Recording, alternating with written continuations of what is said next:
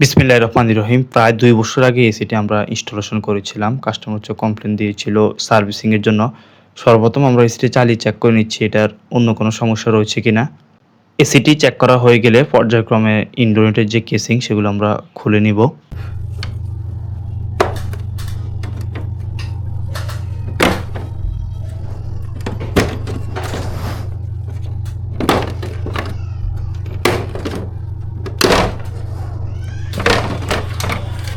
Casing খোলা হয়ে গেলে অতঃপর কুলিং কয়েলের যে কন্ডিশন দেখতে পাচ্ছেন মোটামুটি ভালোই হচ্ছে, ময়লা জমেছে। অনেকে গাফলতি করে হচ্ছে এসি সার্ভিস দেন না। এতে করে কি হয়, এসির কুলিং কয়েলের মধ্যে আস্তে আস্তে মরিচা সৃষ্টি হওয়ার সম্ভাবনা থাকে। পর্যায়ক্রমে হচ্ছে আমরা সার্ভিস যে কিট সেটা সেট করে নিব। সার্ভিস কিট সেট করা হয়ে গেলে অতঃপর জেট পাম্প দিয়ে সুন্দর করে হচ্ছে এসির ইনডোর যে ইউনিট সেটা আমরা ক্লিন করে নিব। কাজের সুবিধার জন্য অ্যালুমিনিয়ামের 5 স্টেপের একটি ল্যাডার ক্রয় করেছি যাতে কাজ করতে সুবিধা হয়। দেখতে থাকুন ভিডিওর সামনের অংশ।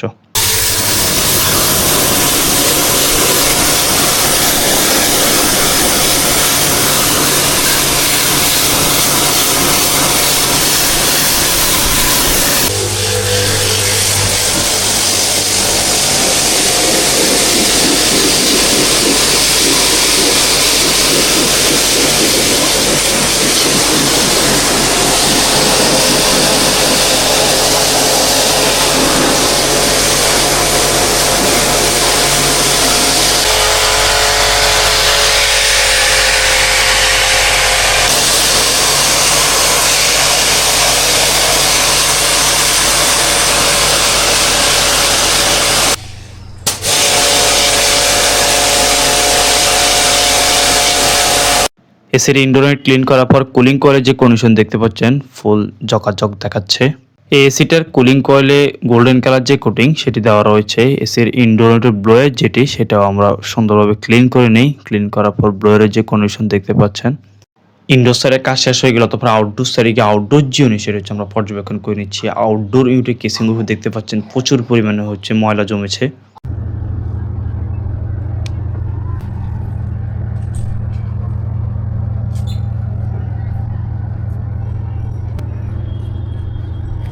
এসিটাতে মাইক্রো চ্যানেল যে কন্ডেন্সার সেটা ব্যবহার করা হয়েছে। আউটডোর ইউনিট ক্লিন করার সময় খেয়াল রাখতে হবে পিসিবিতে যাতে পানি প্রবেশ না করে।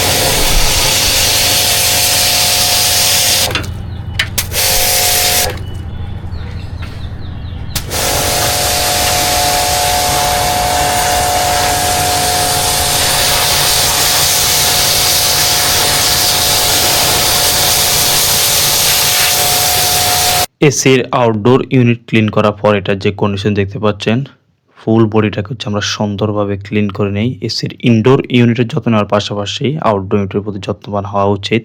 আউটডোর সাইডের কাজ শেষ হয়ে গেলে অতঃপর ইনডোর সাইডে গিয়ে ইনডোর ইউনিটের যে কেসিং সেগুলো আমরা পর্যায়ক্রমে লাগিয়ে নিব।